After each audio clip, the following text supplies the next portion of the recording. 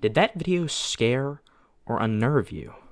If so, why do you think it does? Why does a grainy picture of a dark doorway followed by knocking elicit such responses? Well, I believe there are two reasons: the unknown and the uncanny. These aspects leave fear in the hands of our own minds, weaponizing the safe space that is our thoughts, our perception. The unknown and the uncanny are the two pillars of the Mandela Catalogue, a 2021 analog horror series developed by Alex Kister.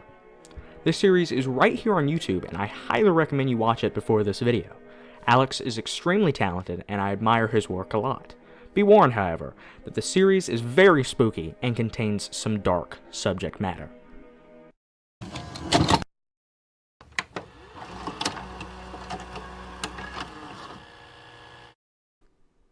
The series catalogues the strange events happening in the fictional Mandela and Bythorn counties during the 90s. The counties are being threatened by creatures called alternates.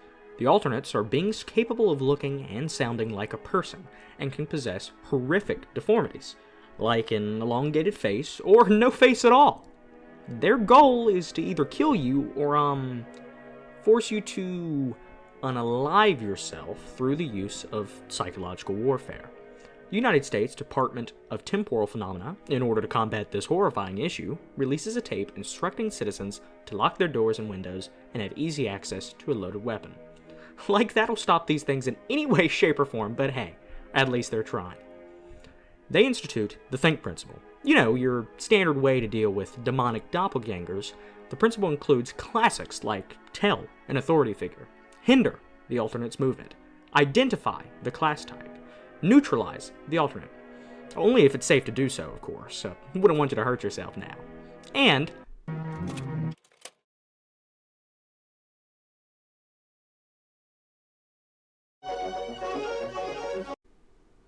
yeah, talk about some fun stuff.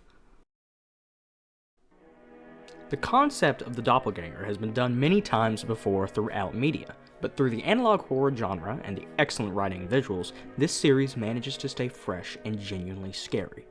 A prime example of how terrible and scary this series is would be the tragic story of Mark Heathcliffe.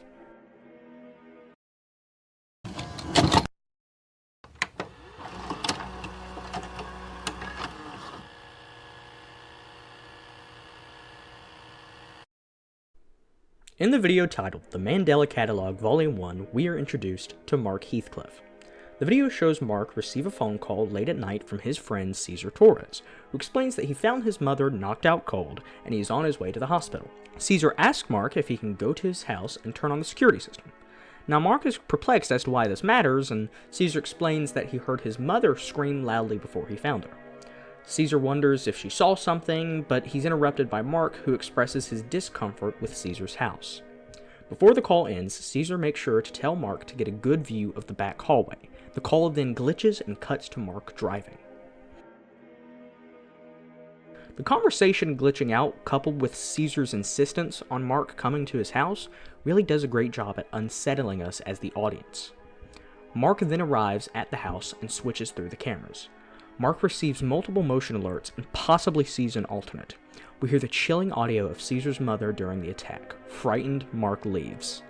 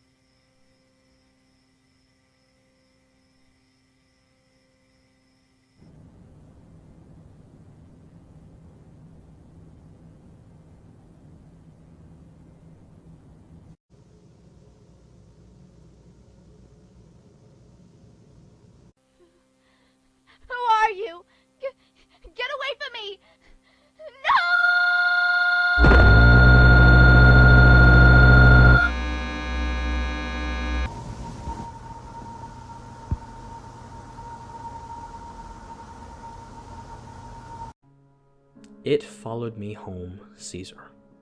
Already words that send chills down your spine, but it hasn't even begun yet. Mark arrives at home, realizing the creature has followed him. I believe it is very clear to see that the Caesar we talked to on the phone was not the real Caesar. So quickly, we are thrown into the terrifying world these characters inhabit. We haven't even seen the alternate yet, however that doesn't detract from the true terror. We cut to a video of Mark filming from the inside of his room, door locked. The creature on the outside playfully asks to be let in, explaining it has a gift for Mark. Let me in, Mark.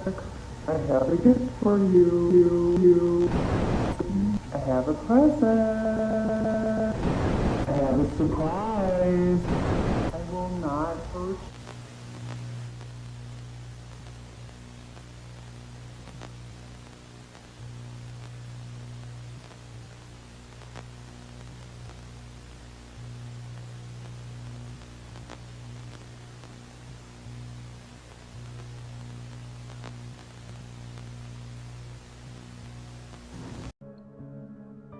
Mark has been trapped in this room for days. Left with no other options, Mark arms himself with a gun and opens the door. Maniacal cackling can be heard from down the corridor. Mark, filled with rage, fires a round off down the hall. After a message telling us Mark made a bad decision, rapid footsteps can be heard, and we are greeted to this lovely thing.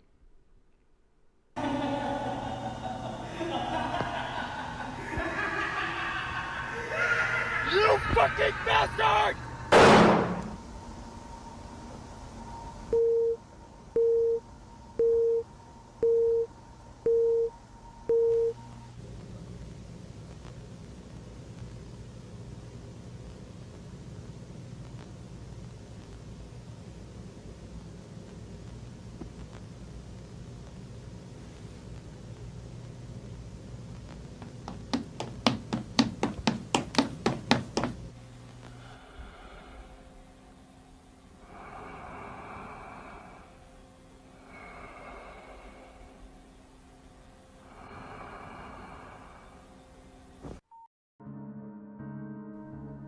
We are then shown an image of Mark laid out on a bed, having taken his own life, with the words, "Nobody came for me," across the screen.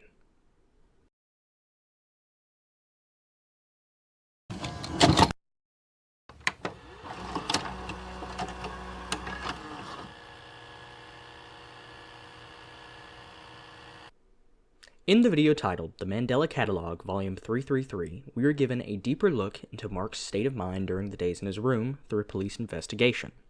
In the investigation, the police department finds Mark's camcorder, cassette tape, and journal. The audio on the tape is nightmarish, and I couldn't imagine listening to that for days on end. The cassette tape is as follows.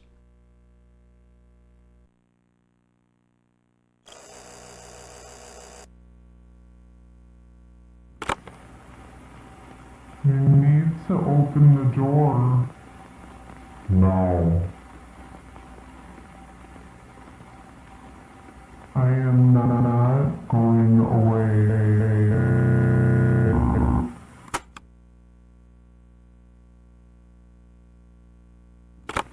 What time is it? It's just after 8.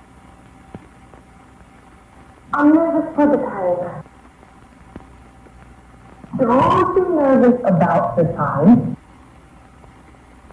You have loads of time. Let's see.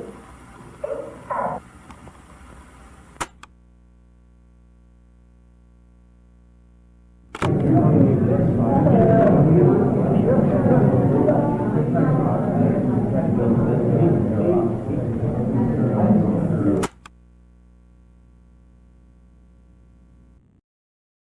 Within the journal are Mark's confessions of faith and reminders of God's unconditional love. Mark prays and asks for the warmth of God's love and the strength to oppose evil, but he is met with no reply. The following is the very words that haunt me to this day.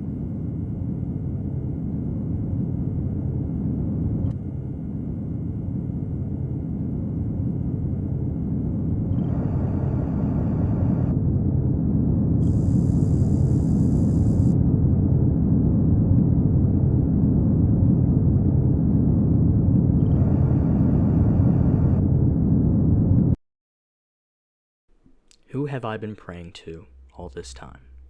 Scrawled all over the pages of a notebook. The words hit you like a freight train. A perpetual chill permeates your spine. I kid you not, this line broke me when I first watched this video. I had to look behind my back and take a breather for fear an alternate was in my very home. I mean, why does this line hit so hard? Well, the Mandela Catalogue uses religion as an ever-present theme in the series. It's canonical that this is an alternate timeline where Christ was tempted by Satan, allowing for the host of hell to rule the throne of God. Fortunately, this is not reality and God is all good, but I give you this context to put you in the shoes of Mark. Mark has been trapped in a room for days, subject to psychological torture by a beast who doesn't get tired and hungry or bored. Its sole purpose is to torment him, replace him. So, you pray to God, beg for his safety and his warm light, but you are met by the cold darkness of silence. You haven't been praying to the benevolent and almighty God. You've been praying to the very thing waiting outside your door. By praying, you are just feeding into your own torment. This idea is horrifying. You aren't even safe in your own religion you pledge your life to.